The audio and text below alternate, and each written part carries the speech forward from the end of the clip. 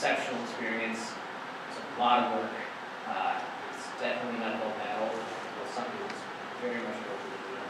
So thank you for choosing this profession because it's a very important profession. So why are we here? We're here for just a few reasons. One, we want to help you get licensed and make that transition a really smooth process. We want to make sure that you know exactly what to do to be licensed, to get licensed, and to maintain licensure. So with that, we have two main objectives. Number one, how you can get licensed. Oh, I'm sorry, and pay attention. I am sorry for my service. There's going to be 3 winners of a $50 coupon for $50 off your license. Pretty nice. It's on a $50 in-state license fee. $50 off of that. All you have to do is fill out your scavenger hunt as we go, and then fill out lost the word. The evaluation on the back of the page to first of all to make sure that we knew we were here because this counts as your attendance. We're not taking attendance in here. I'm going to take all these back, and we'll actually come up with a spreadsheet to find out who's going to win the $50, and then send that spreadsheet back to Leslie to show who's actually here for this. So make sure you fill that out. The other side, the other sheet, you can actually rip off right now if you want to. It's going to show you 2 things. Some important points about how to be licensed and how to navigate through that licensure process. And then on the back of that is this institutional recommendation sheet. Something we'll talk about later in the presentation, something to kind of put in your brain and make sure you have it on the backboard, because once you're all done, degrees posted, if your degrees will be posted, that's going to be your golden ticket to get licensure. So it's something important to talk about. So our purpose for today is to find out how to get licensed in Wyoming through PTSB, learn about our upcoming licensure system that's going to be online, and then secondly, to talk a little bit about professionalism in the field. Professionalism is something, when I talked about maintaining your licensure, it's not just about getting your professional development credits and then renewing, paying your fee and renewing. It's about keeping that and constantly adding to yourself as an educator through professionalism.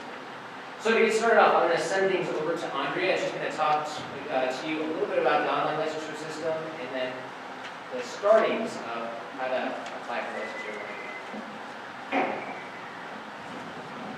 Okay, so I'm not going to put this on me because I'm not going to talk for very long, and then Nick will put this on, so hopefully you can hear all right. So what we have up on the screen is a screenshot of our new online licensure system. How many of you have an account in our existing online system right now for how, like when you apply for your sub permit to take a check of the status? So quite a few of you have accounts in our current system. So we will be moving into this new system sometime over the winter. And last year when we came to the presentation, we told that class, you're going to be our first class to use the online licensure system. And we haven't deployed it yet, so they're not using it. So you guys will not be the first class to use our new online licensure system. But so that means for you, you will still do a paper application for this summer when you are finishing up your program. And you'll go to the PTSB website and download that PDF just like you did for your sub permit. And then you will compile all of the different pieces, and we'll go through those pieces later at the end of the presentation. And then you'll submit that hard copy paper application to us. But you will be able to check the status of your application in our new system. And one of the things that we do want people to know is that in order for you to create an account in the new system, you have to have a Gmail email address. And we definitely are encouraging educators that if you go to a school district that has Google as its platform for its email, please do not use your work email address to log into the system. You need to log in with a personal Gmail account, because if you ever have to change that login, like say for example, you change school districts, so you no longer have that email address, you're going to lose your PTSB ID number. Theoretically, that should follow you forever, and if you, the way that the system is designed, it would not follow you forever. So we want people proactively to think about which Gmail account that they use to create their account in the system. So we'll talk a little bit more about some of those specifics of which forms that you need to turn in and where you get those forms and who you get to fill them out for you later on at the end of the presentation. The other thing that I just want to cover real quick is the Professional Teaching Standards Board has 3 main functions. So licensing is one of those functions. That's pretty obvious. You already hold your sub-permit with us. The other, the second main function that we have is what we call program approval. The programs that you are enrolled in here at the University of Wyoming have gone through a process with our agency so that we have deemed that they will lead to licensure in Wyoming. And ultimately what that means for you is that your institutional recommendation or that program completion to say, yep, you finished this program is portable because you completed a state-approved program in the state where where the program is located. So that's good for you. The third thing that we have as a function at the Professional Teaching Standards Board is educator discipline. And Nick and one of our staff members who couldn't be here today oversee that as one of their main responsibilities. And so Nick's gonna kind of take the rest of this presentation because a lot of what we have to share with you are experiences that we can hope that you can be vicarious learners from. So, all right, here's Nick. Great, so everybody got my little note there, right? In terms of the scavenger hunt. Saw that was your question. So, I know some people missed it in the back. You just came in, totally fine, but there is a scavenger hunt. If you didn't get a sheet yet, make sure you get one. And fill that out for your chance to win $50 off your initial license, and you need it for attendance. So, just a service announcement for you guys. So, here we go. I want to start off real quick with some statistics. I like statistics. I had seen these before, especially in terms of what Wyoming does. So, here's some pretty cool stuff. $204,100 in tax dollars, which is $15,700 a year to educate a student in Wyoming, which relates to 2,340 days of school, $82 or $87.22 a day, or $12.46 an hour to educate students in Wyoming. You're going to spend 16,380 hours of contact with students if you spend 13 years of your career, which conversely is a student will spend that much time under the supervision of teachers. Close to 50 educators are going to be entrusted to a kid's life and directly interact with that student in an educator's career or a student's career. And they're going to do 312 pencils, which would equate to a person potentially writing about 14 million words from K to 12. So just, breaking the ice a little bit, what does this mean? This means that you're going to be spending a lot of time with students, and the state is going to be spending a lot of money on educating students. One of the most important things that you're going to be held to is trust. I paused for a reason, so I was going to ask it now. Trust. Trust is a very, very important thing that you're held to. Each profession has ethical expectations imparted on its members to uphold their responsibility for preserving the sanctity of trust of those who are under their authority in their position as a professional. There's a sanctity of trust. You've heard of in loco parentis, you're in place of the parent. The parent is trusting you with their child to make sure that that child is not only educated, but is done so in a professional way.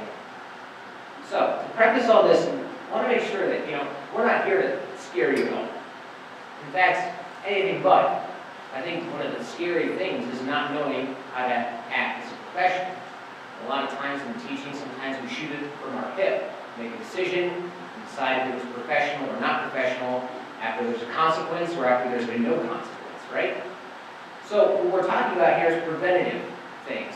How can you maintain being a professional in every single area of your profession, and how to look at these things from a little bit of a different way. So here we go. So here's a quick quiz, and we'll just do this real quick. To negatively influence a student for a lifetime, it takes one decision. And that decision is a split second, right? How many times will you be expected to make a decision in a typical school day? Turn and talk to your neighbor, how many times?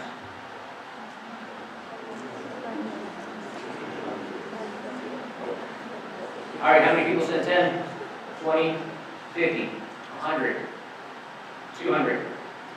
More than 200? More than 300? More than 500? How many people really just never took the time to stop and think, but it's probably more than 500? Probably is. We think all the decisions that you're going to make in a given day, each one of those could potentially be a really easy decision to either pursue or to not pursue. Really easy to call that decision professional or not professional, but there's something that we're going to be calling a gray area that you'll see in this next slide after we answer these questions. So, how do you know you're making a professional choice? Has anybody raised that question to you before? You ever just had that food for thought? How do you know you're making a professional choice? What is it based on? We're going to go into comprehension with reading. It's based on background knowledge.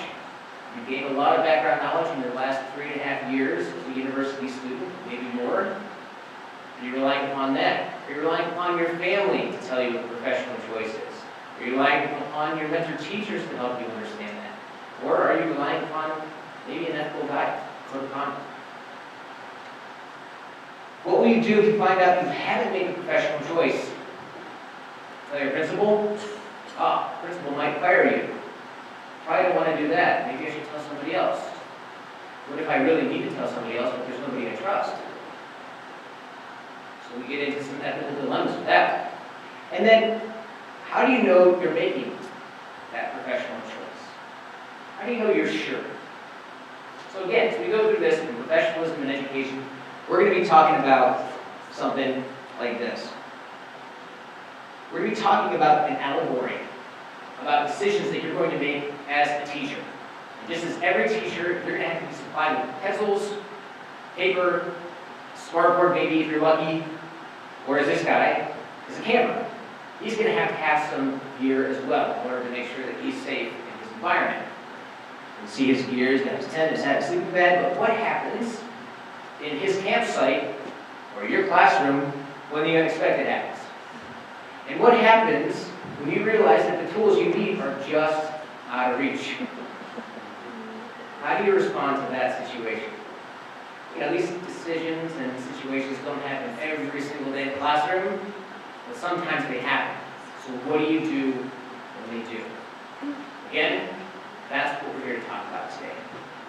So, we're going to talk about the professional and unprofessional. And I hit on this really a little bit already, but as you can see up there, there's the white professional choice and the black. Things are black and white. You know it's professional. Yes, I'm going to tell you the answer to that question is 4, because we're in practice mode. But if I'm going to cheat on a test and help you cheat on a statewide test, that's unprofessional. Black and white choice, right? But what we're talking about is the gray area. The fact of the matter is, as a teacher, you're going to find yourself there a lot and often. How do you navigate within that gray area? So I'm going to pose something else to you. You make a decision as a teacher, and you feel, hey, that was professional. But what about the perception of the kid? That kid thought it was the gray area. What about the parent? That was really unprofessional. What do you do in that situation? I felt it was professional. The parent felt it wasn't. The kid didn't. How do you deal with that? So the question then is, again, you navigate.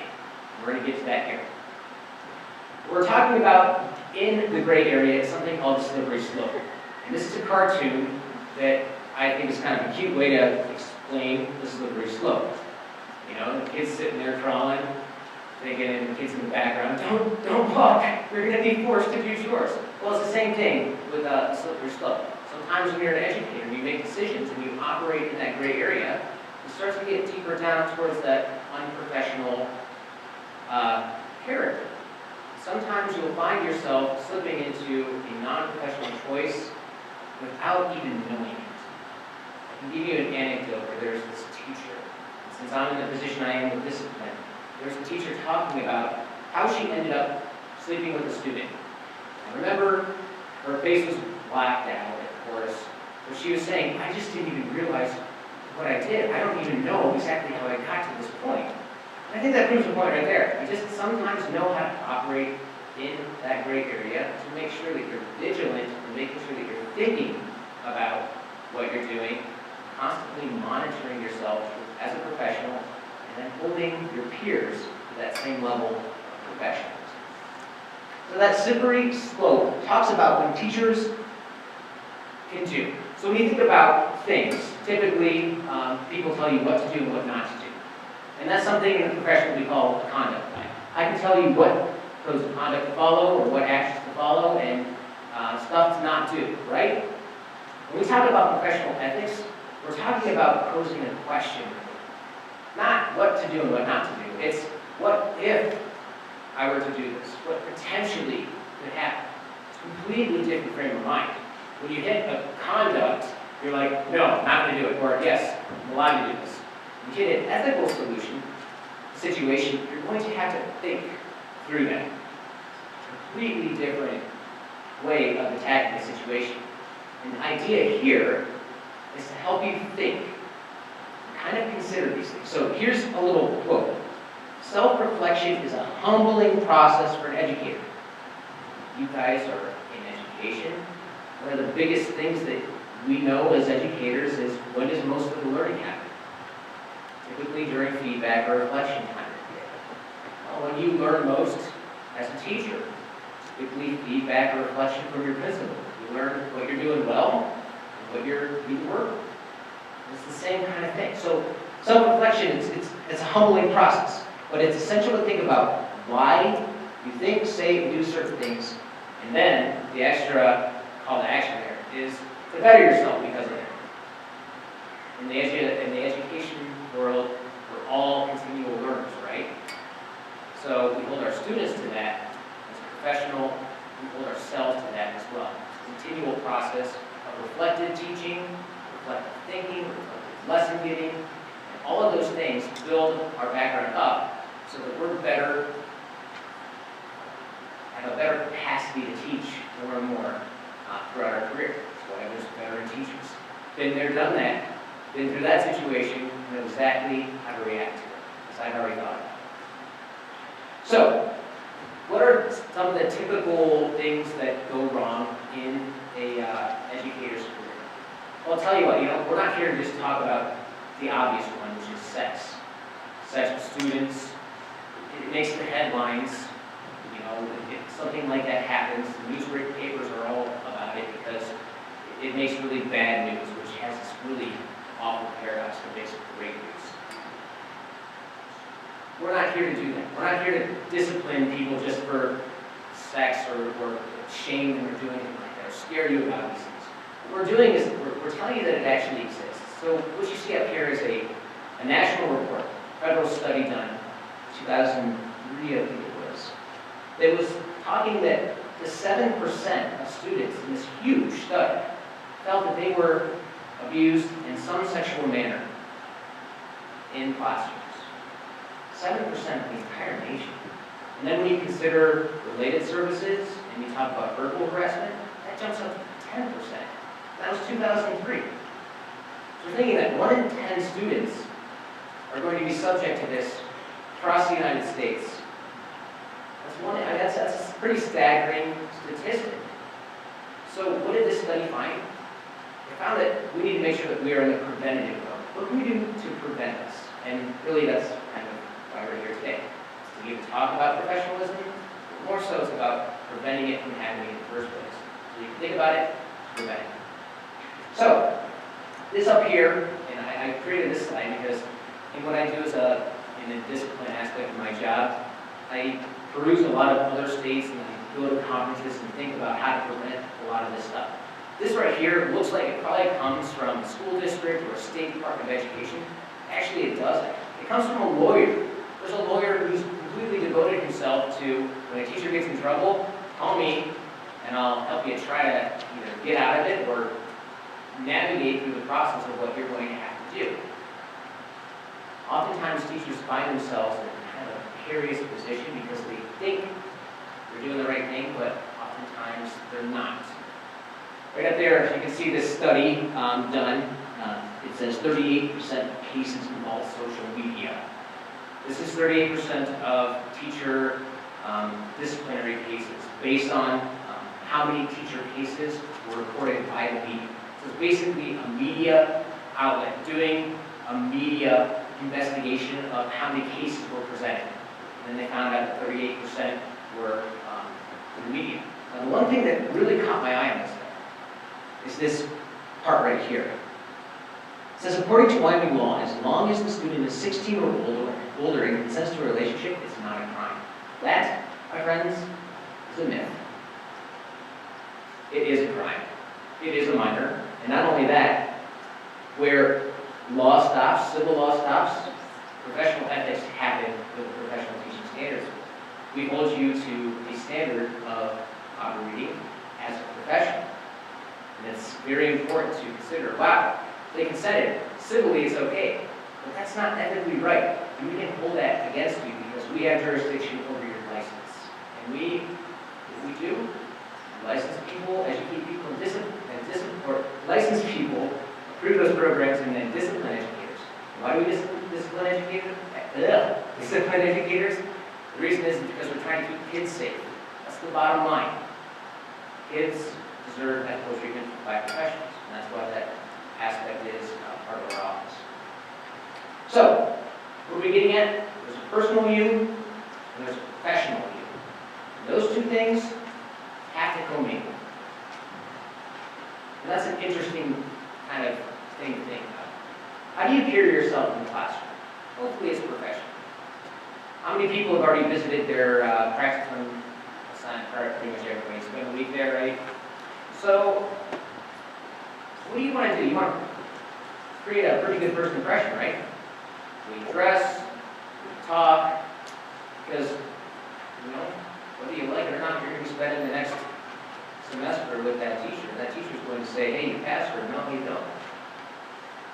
So what about when you see your mentor teacher out, and you're at Applebee's, and you're with a bunch of friends?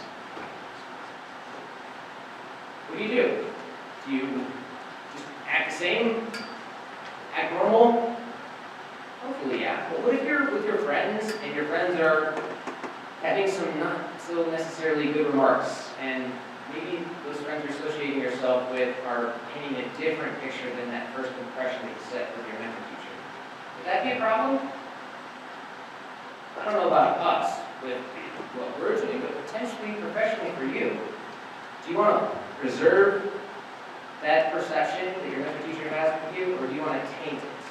Hopefully you want to preserve it, right? So as an educator, we're held to, no matter where we're at, a higher regard, if you will, than I would say a typical profession. When you see kids out in the market, or if you see them in the grocery store, or you see them in the mall, or wherever, you say hi to them? Yeah, you say hi to them. Do you go back into teacher mode? Are you a professional at the store and at the school? Some of the things that you kind of have to think about, because when you start putting that guard down of professionalism, that's when you start entering into that gray area. Does that make sense? All right. So, when we talk about technology, oftentimes the way that we can start being careless with those relationships, the easiest way for access is technology. We talk about the apps that are out there, the so-called self-destructing apps, just ways to keep up to date with everybody. There are a dime a dozen. These are just the top 15. This is what students are typically using. When I see some of the cases that have passed by my desk with the PTSB, a lot of those cases now are usually with either Tumblr or Snapchat, Twitter, and of course Facebook. And it's when people get sloppy and mix that personal with professional that things start to go a little bit awry. So, most of this information is deleted forever. Obviously, that's false. Anybody that has a smartphone, an iPhone, your home button and your clicker button takes a screenshot. and that preserves that forever. And one of the cases that passed by my desk is that's exactly how that teacher was basically suspended, outed. Yeah. So it's very important to make sure that no matter what we like to say is technology loves to find its way out. It wants to grow wings. It wants to get out there no matter how. How it got out there, nobody knows. But once it gets out there, it's just absolutely very hard thing to keep suppressed. So no matter how private it is, it's extremely important to make sure that you are protecting yourself as an educator and really thinking about everything that you're putting on that Facebook or Instagram, Tumblr, whatever. So, when we talk about technology, we're going to do a hypothetical here. And I'm going to get some of your participation, because this actually might happen. It probably will happen when I do in this. So, what I wanted to do is kind of give you a situation. Obviously, I've set up a setting here. It's dark, empty parking lot. You're the last teacher out of school. I wanted to make it a little bit professional, so like I said, this is such a tough day. And to make it a little bit more personal for you guys, and I didn't even get paid for it. Ain't that the truth? So, what happens when this happens? Come on, will somebody pick me up? One student in a dark parking lot, one teacher there, and then you start thinking to yourself, man, I wonder if she has to ride home. So what I want you to do is turn and talk to your neighbor. What are you going to do with this situation? Go.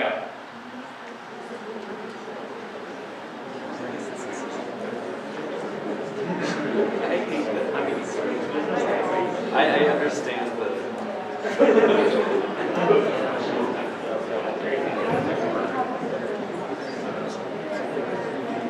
Film your interactions. 10 seconds.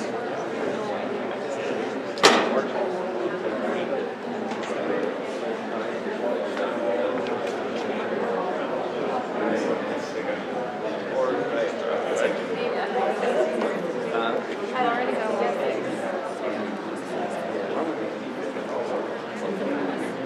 Are there any volunteers to say what they're going to do? Nobody? All right, so when you're in my spot and you're in your classroom, nobody raises their hand, it's going to be our problem. All right, what are you going to do? See, I've heard wait for show. Okay, parents aren't answering the phone. Sorry, nobody's going to come. She is out. Call the police, potentially. Any other things? Administrator. Great. Okay, so I'm going to pretend to be your administrator. What's your name? Drew. You did the right thing by calling me. I just want to first tell you that I'm proud of you for your professional behavior for calling me. The one thing, Drew, that you can never do is get into that car with that student alone. That's the one important thing. And when you figure out how to make that happen, you come to my office on Monday and tell me how it went.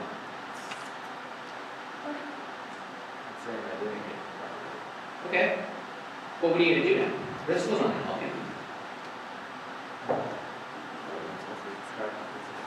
Yeah, it is, but they're out there. Just gotta wait. Who are you going to wait for?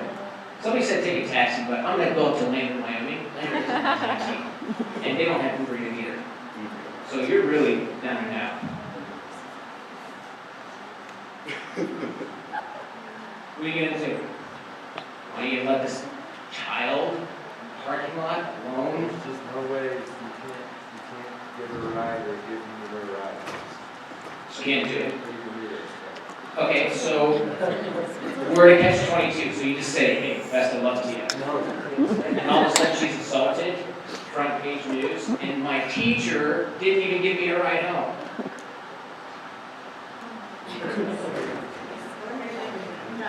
Oh.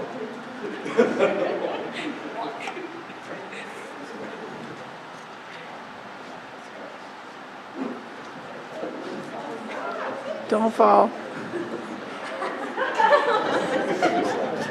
That tough to get your license. What are you gonna do? If you talk to your principal, and your principal, it's their liability at that point. Okay? Not the teacher's liability.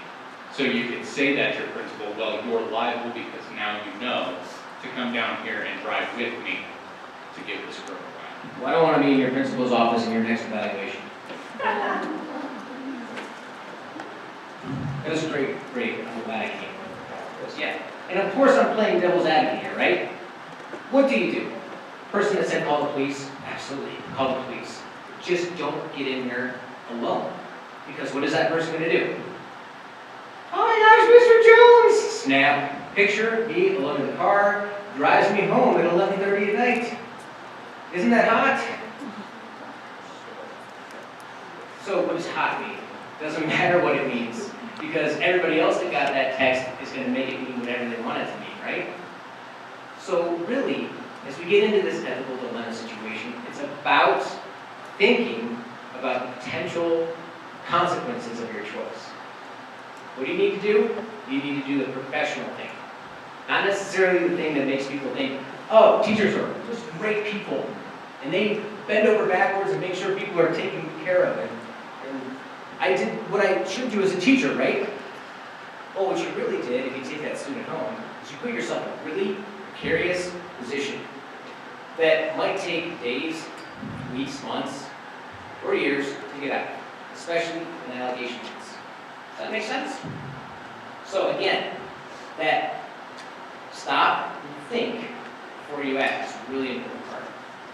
All right, so what happens if she did get in the car and she did say, oh, Mr. Jones is really hot, and then all of a sudden some rumor came out that he gave me a peck on the cheek to say that I did really great at that soccer game. He was proud of me.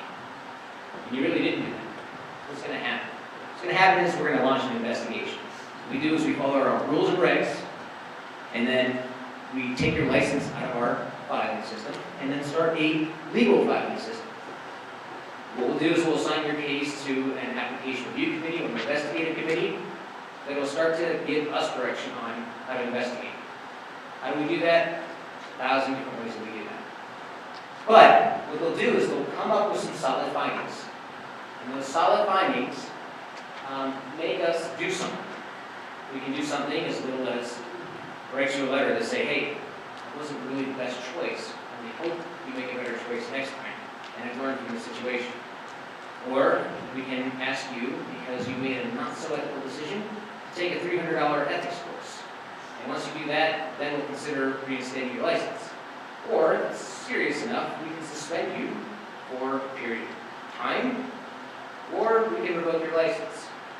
Now, if you've been investigated, we'll have to say that any state that you go to, well, as far as I know in the state, you're going to have to mark that you were investigated as a teacher before getting a license. Even if nothing was found, you were investigated.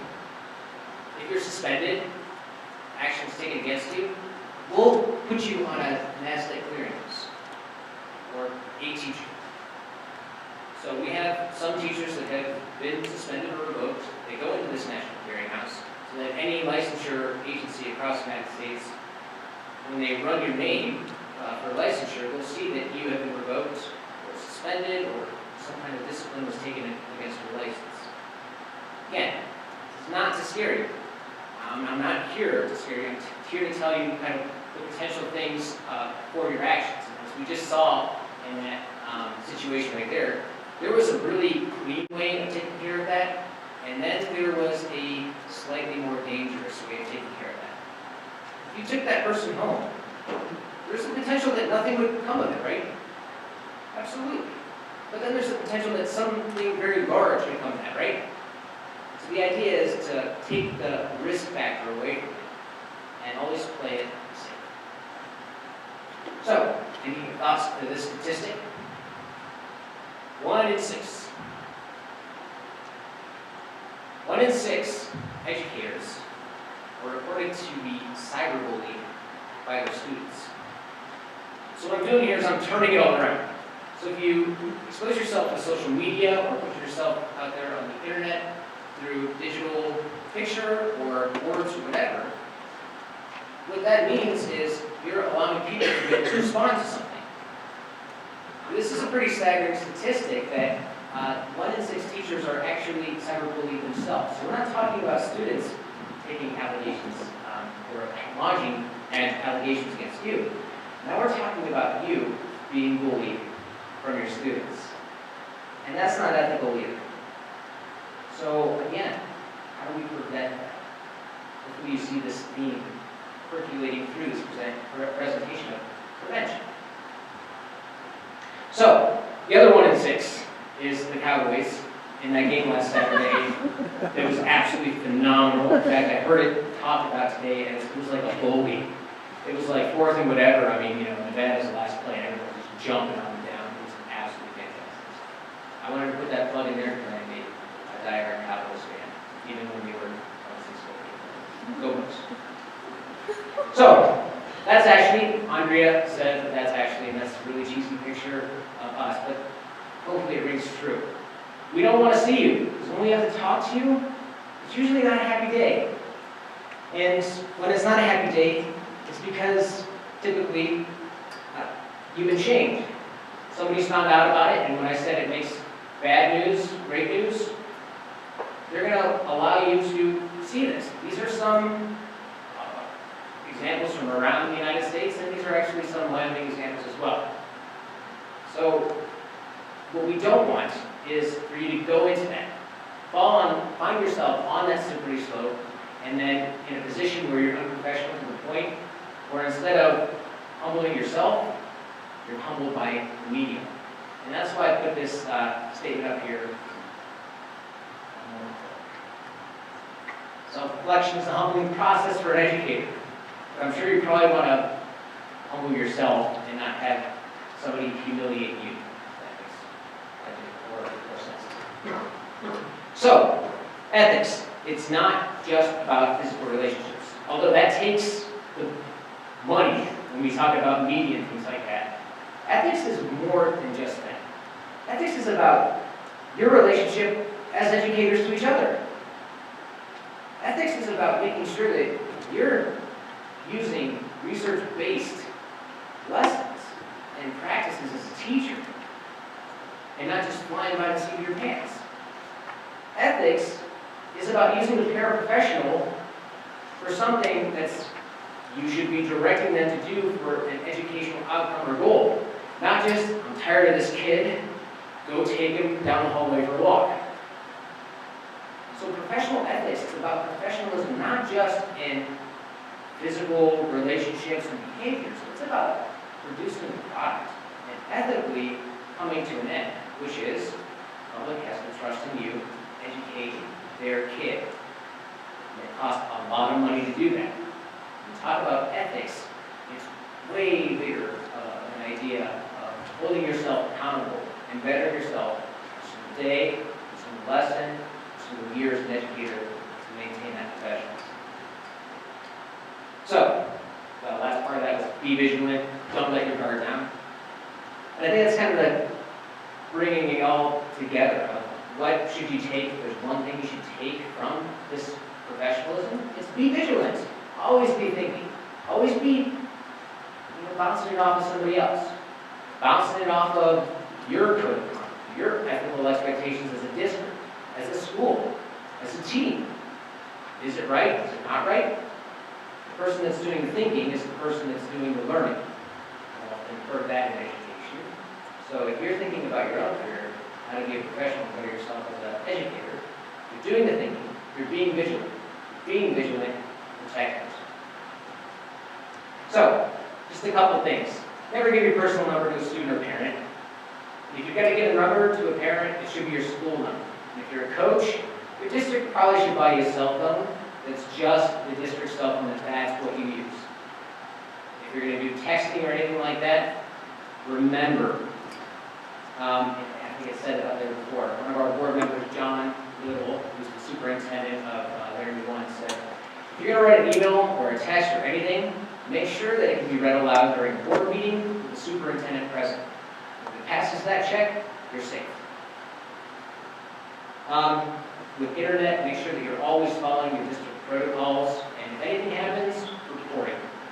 I suppose I'll just give you a quick anecdote. So real quick in your story, my first year of teaching, and there was a kindergarten teacher telling about internet usage in her classroom. It happened on President's Day. She's in kindergarten. One of the kids asked a question about, oh, where do the presidents live? And she's like, the White House. Let's check it out, whitehouse.com. And the district didn't flag that one as a pornography site. And all of a sudden, those kindergartners saw something that they probably never saw in their life. Hopefully they never saw in their life. And she took her teacher vest and went, stop! And it was just projecting on her. It was the most awful situation. She had to make 26 phone calls that night to every single parent, each one as embarrassing as the last, about why she let those kindergartners watch pornography in her classroom and that she'd never do it again. Think that was a bad situation? Do you think you should probably vet your sites before you just pull them right up? Probably. Okay? So, does something not seem right? Is there a situation that's happening that may cause harm to a student? Think about the stink test. That's a really great test that you can do. Something does not smell right. If it doesn't, talk to somebody about it. If it still doesn't smell right, go higher up, talk to your principal. Make sure you're making the right decision to protect yourself. And then, of course, having a plan. There's a lot of kind of common sense things that are there when we talk about professionalism and being vigilant. So, again, not here to scare you. But we are here to tell you that there are laws, rules, and regulations that, whether you know it or not, you are held to. And a lot of those laws right there that come directly from our rules and regulations of PTSB, most teachers don't even get a peek at. Never get to see them. But they're there. You are held to them. Just keep that in the back of your mind. If you want to see those, you can definitely go to our website. So, lastly, what are you going to need to do? So you're going to be finished up with your student teaching. You're ready to go apply for licensure. What do you need to do? So for this point, I'm going to hand the mic back to Andrea, and expect you to have some questions. Andrea's going to kind of give you an overview, but at the same time, we want you to realize that no matter what questions we answer, if there's another question, or if you forget about what you did, or forget about the process of being licensed, or whatever, the PTSB office is there for you. You're not there for us, we're there for you, and we aim to be a resource for all of you. So call us. You can get our number on the PTSB website, or 777-7291. We're there to answer any question, no matter how minute it is. We're here to make sure we have a smooth licensure process, and it's going to go out without a hitch. And Andrea's going to talk to you right now about a lot of those keys to keep in mind as you do your practicum and then get ready to apply for licensure.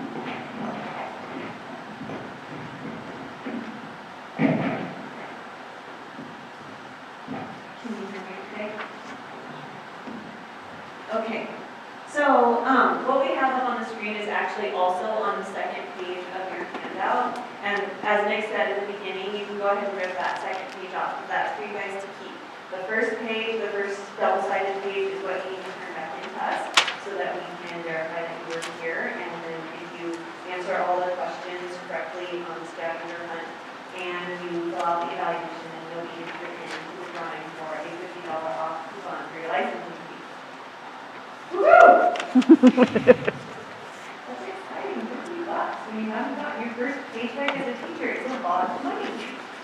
So, up here, these are things that we felt like would be the most useful for you guys in your positions here at the university. So, most of you are probably in the first-time educator license area where you're just in your bachelor's degree program right now. But if you happen to be in a post-bac program, then the stuff down in the bottom applies to you just a little bit differently. So some of the things that are going to be really important for you, first of all, where are you going to get the application form? PTSB website, and you're going to turn it in electronically or hard copy. Hard copy. And another tip that I'll give you, I'm sure it's over there, a complete application packet is going to be important. So what makes it complete? Over on the left-hand side, the application form is the first thing. The signed institutional recommendation form. So on the very back side of that tip sheet is a sample institutional recommendation form. You have a residency handbook that either has already been given to you or will be given to you soon as part of your getting ready to go out into your student teaching. Within that are some instructions. Leslie has more information if you have any questions about that. But those instructions tell you how to get that institutional recommendation form filled out. Vicki Nelson in the Office of Teacher Ed is the person that you need to work with on that. And Leslie told me this yesterday after our presentation, so you guys will know this secret information before the elementary ed students. First come, first serve. So if you turn in your institutional recommendation form request to Vicki sooner, you get it back sooner.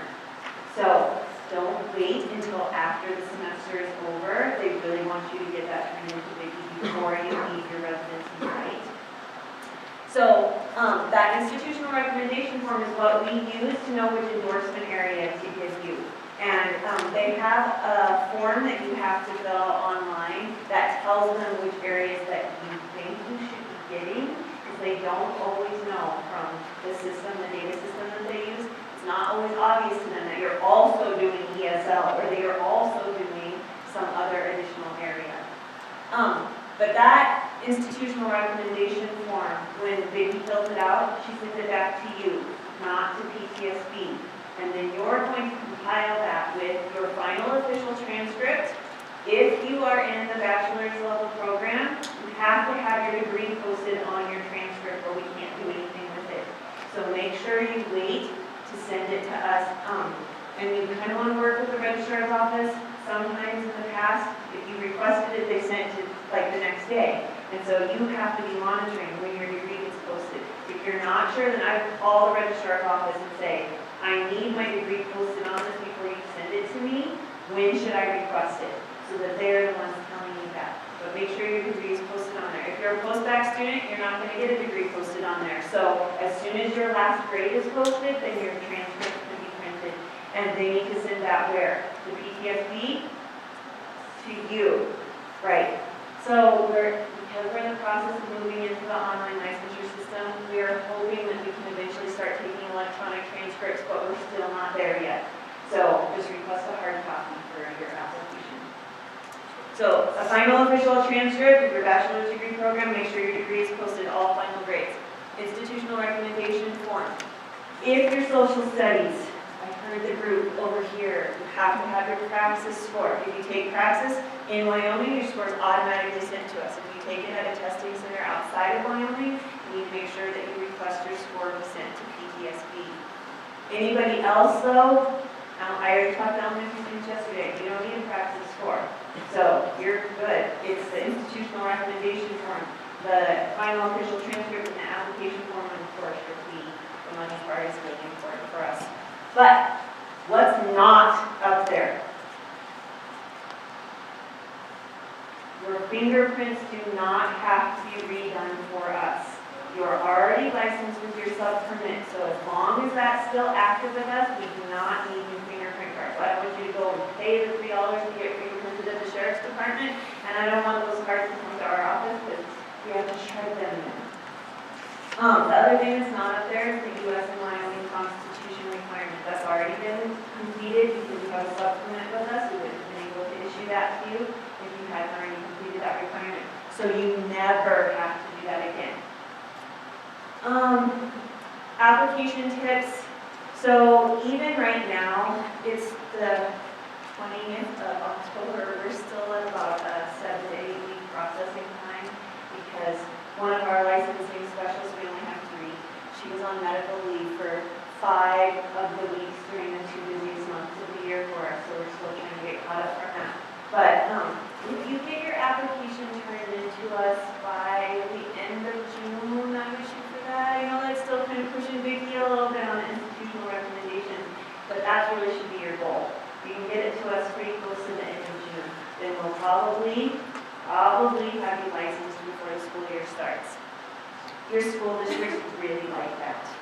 They want you to be licensed before the school year starts. So, does anybody have any questions that I can answer?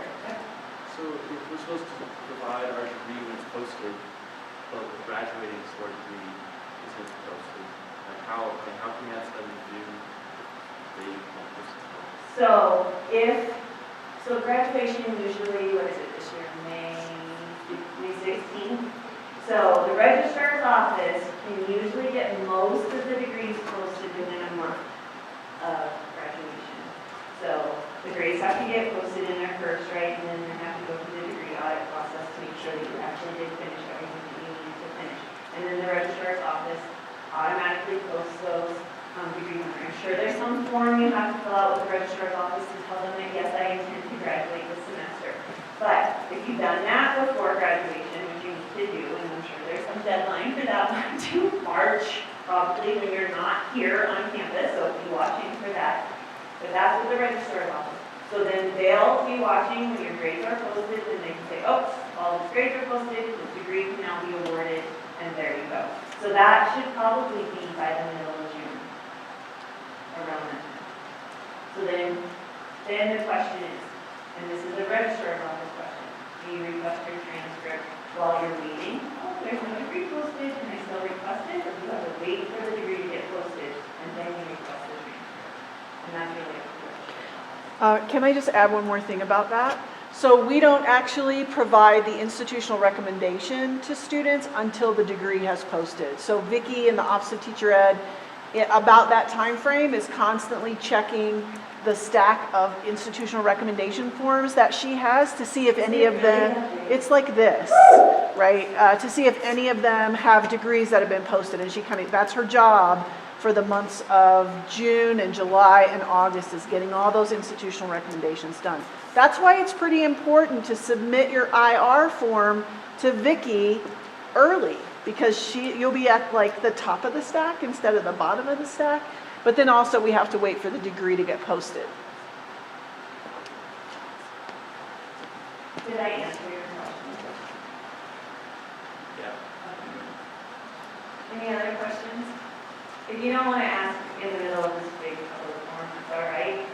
Nick and I are going to be available for as long as you need us afterwards as well. So, all right, I'm going to hand it back over to Nick to wrap us up.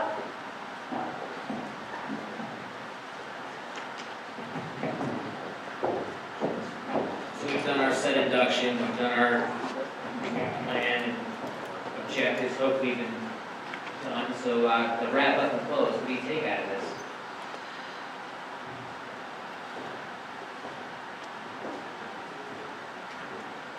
Invite, who's that on you? Synthesize. Be professional. Be professional. And how do you maintain being a professional? Risk assessment. Yeah, risk assessment. Is it, please, Make good choices and if you're not sure, ask. make good choices, if you're not sure, ask. I think the big one is just think. Think before you do something.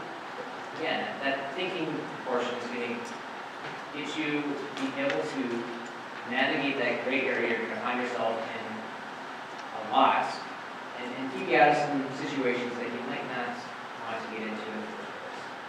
So make sure that you look out for each other, make sure that you look out for yourself, and again, congratulations for making it this far. And, Andre and I both wish you a very successful practicum. Congratulations for making it this far. We'll collect the stuff in the back and in the front. If you have any questions, like Andre said, talk to one of us. We're in the